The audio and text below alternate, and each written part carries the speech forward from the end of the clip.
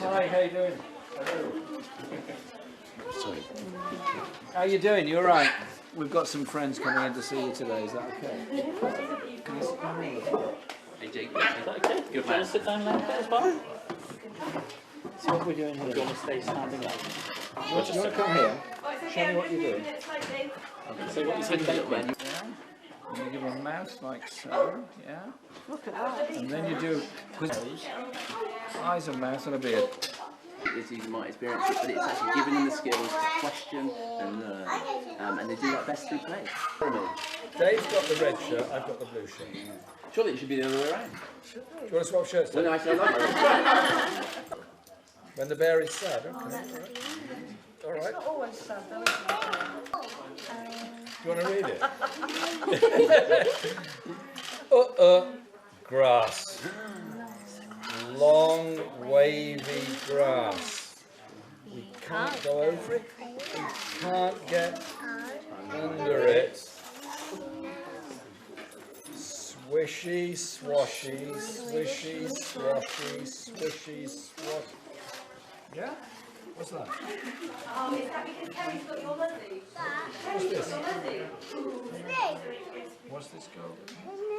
Is this election just a way of Theresa May gaining power for another 5 years before we see the real impact economically of Brexit?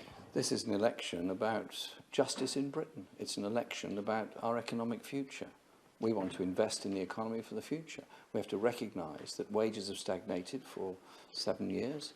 Many people have had no pay rise, and in reality, many, particularly in the public sector, have actually had a pay cut. There is a consequence of that. People have less money in their pockets, less able to spend. There's going to be an effect on the high street in every part of this country. And so our £10 an hour living wage proposal is real, and it will actually help to develop our economy just as much as our proposals on an investment bank, which will provide the developing infrastructure and support for small businesses. The business rates have to be dealt with also. They're far too high, and they're destroying too many of our high streets.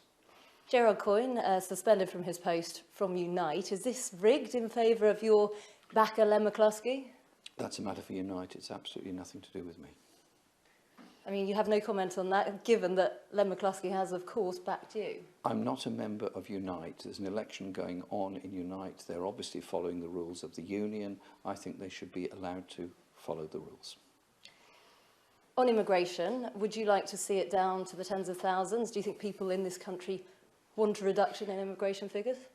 Some years ago, the government promised to bring it down to those figures, and it made no effect whatsoever.